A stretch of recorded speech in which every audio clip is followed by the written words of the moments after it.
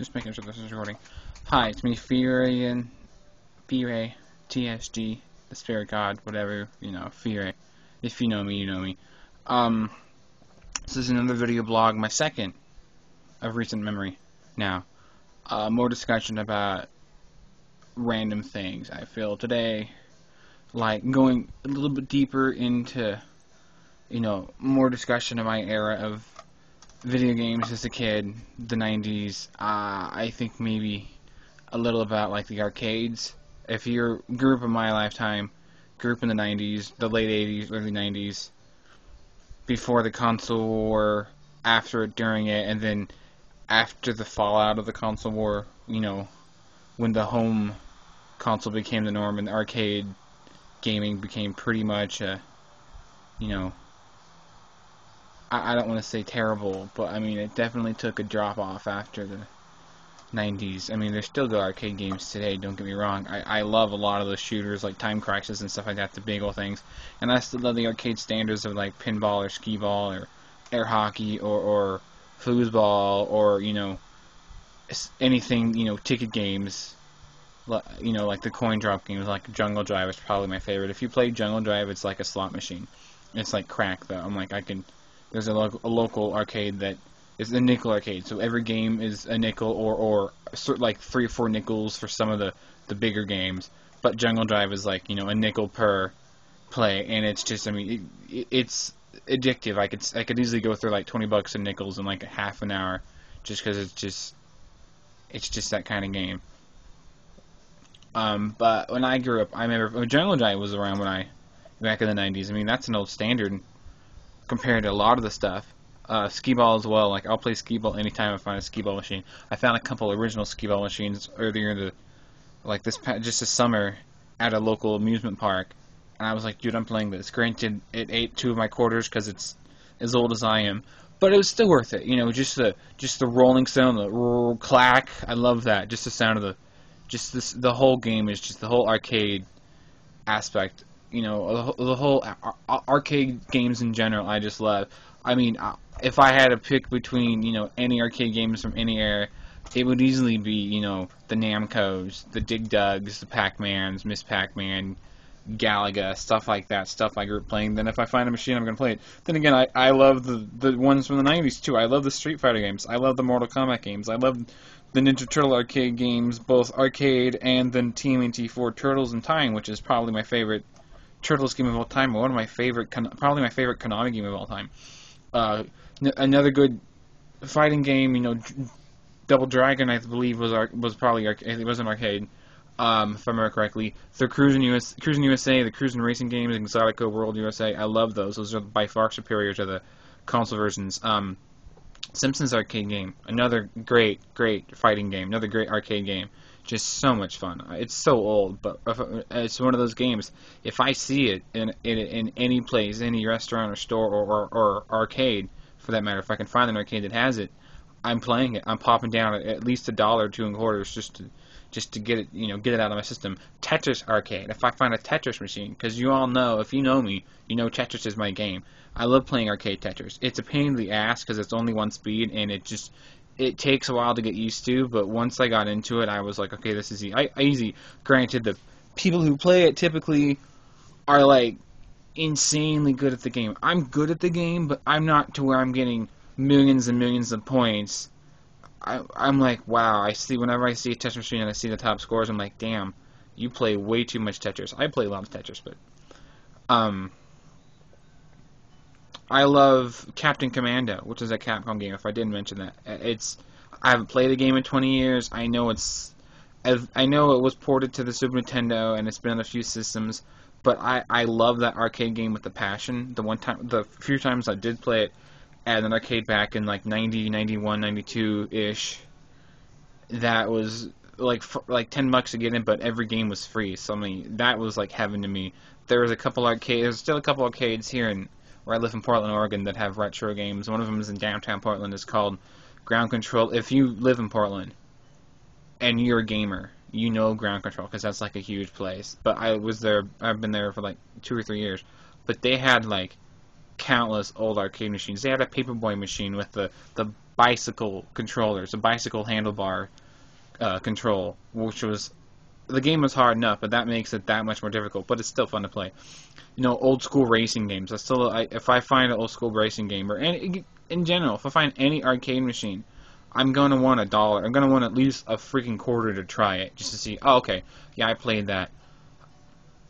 I mean, but I mean, when the console war hit, and when the console war was done, and by the end of the '90s, I mean, arcades figured out. There was one. If you live here in Portland, Oregon, there was. If you know where Mall 205 is, there was Aladdin's Castle, which was Bally's Aladdin's Castle. So if you know Bally, there, you know, they were a subsidiary of Midway, which was connected to Namco. So, you know, towards the end of Aladdin's Castle's life at Mall 205 here in Portland, they had Namco tickets with Pac-Man printed on them, and they had Namco tokens with Pac-Man on them. I still have a couple tokens from Aladdin's Castle, which I need to find, but one of them has Pac-Man right on it. But I mean, and that's been gone for well over a decade. When that went, I was mad, because I mean, that was, to me, I think that marked the late '90s when Aladdin's Castle went, because there was a chain of those. There was a bunch of those, because I've seen, you know, proof of their existence out, you know, other than the one I knew of. But as soon as the arcades went, because I mean, there's still a few, but I think they're mainly just for, you know, old school gaming enthusiasts like me, you know, like, you know, those who know what they want, those who know of the games. I mean, it's hard to find. There was one, if you live in Clackamas, Oregon, if you know where Clackamas Town Center is, obviously, because that's, you know, the big mall there. For a year or so, there was a retro arcade at Clackamas Town Center. I never played games there, but I went there a couple times, and I fell in love, because I mean, they had all the Donkey Kongs, all the Pac-Mans, all the standards you would expect. They didn't have any pinball or skee-ball or ticket machines, but it was just straight up arcade consoles, straight up coin-op machines. I mean, this was like heaven to me. I wish I'd played it. I didn't. If I had, I probably wouldn't want to leave, and I would probably need, you know, $50 for a start. They had Tetris machine. I mean, Simpsons. They had Turtles Arcade. They had, you know, the Pac-Mans, etc. All the games that I would be good. I could, like, everybody else can go. I'm gonna be here for a few hours. I mean, that's how I'm like when I find an arcade that has a lot of games. I'm there.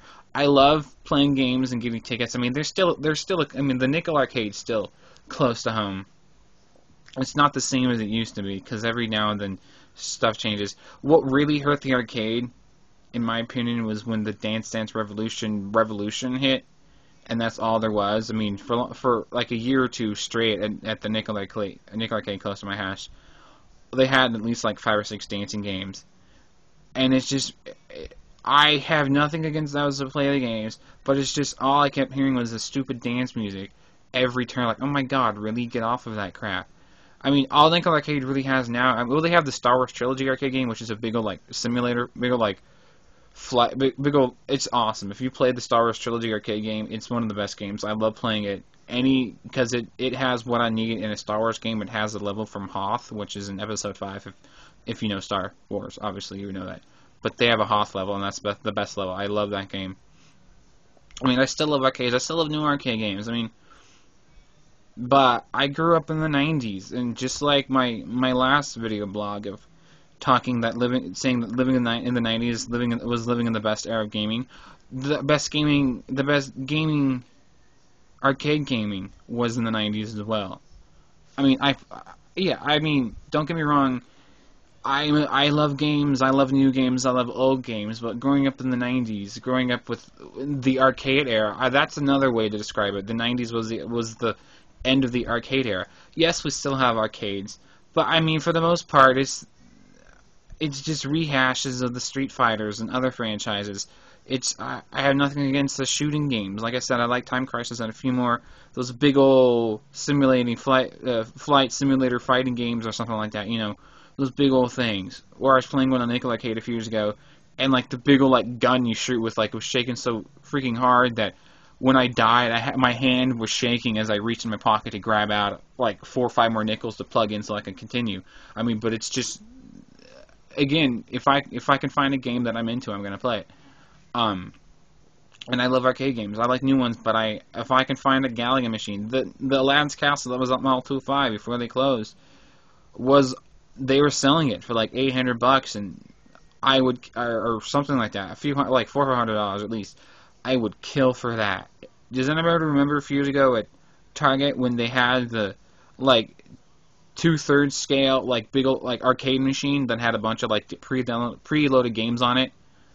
I remember that back in like '04, '05 because it was at the local mall, at the local Target, and I was like, oh my god, I want that. I don't know what developer, what company the games were, but it was like, dude, it's arcade, and it's like I think it was like $400 or $500 to buy it, but it had a bunch of games on it. I'm like, dude, I don't care what they are, I'd play them if I had it. I mean, once you buy it, it's yours. And if it took quarters, I'd charge my friends because it's a good way to make money. But yeah, when Aladdin's Castle closed, I mean, when the end of the '90s hit, when the N64 PlayStation generation became the thing, and then by the start of the 21st century, I mean, what arcades there were and what places that had games closed out. A lot of restaurants. I remember going to Pizza Hut playing arcade games. 7-Eleven used to have arcade games. I remember a local 7-Eleven had a Teenage Mutant Ninja Turtles pinball machine that had action figures inside of it, which was always cool. Never played it, but I was like, that was cool. I really wish I'd, played it at least once. I mean, if you some restaurants still have arcade machines. Some usually just have a couple by, I mean, by the bathroom or in a little corner of the place, But I mean, I miss arcades. I miss playing arcade games. I miss going to the local mall, going to Aladdin's Castle with like $5, putting the bill in the token machine. That was like the easiest game. You win every time. Put your money in. Oh look, tokens come out. Jackpot! I won. I just miss the arcade experience. I mean, that's the hugest problem with the new generations of video game consoles and handhelds is that you don't even need arcades anymore. Heck, you can download things on Wii Shop and Xbox Live and stuff like that. You don't even need arcades anymore. I mean, all you need is to get a new console, have internet, and have a few dollars every so often to download a new title. For crying out loud, the X-Men arcade game, which I remember playing. The big old 6-player, 2 TV wide, big old arcade machine at Aladdin's Castle. That's on Xbox Live Arcade. I mean, that just shows you that pretty much anything, or pretty much anything arcade, anything from back then is, you can play otherwise, and which is great because when you can play all 7 Street Fighter 2 versions on Wii Virtual Console, for crying out loud. I have a couple of them, and then there's I can get into like some of the companies, some of the good arcade companies, but I'll say that for the next blog. So this is Fyree THG. Hope you enjoyed the more reminiscing of my era of video games, specifically arcade. Later.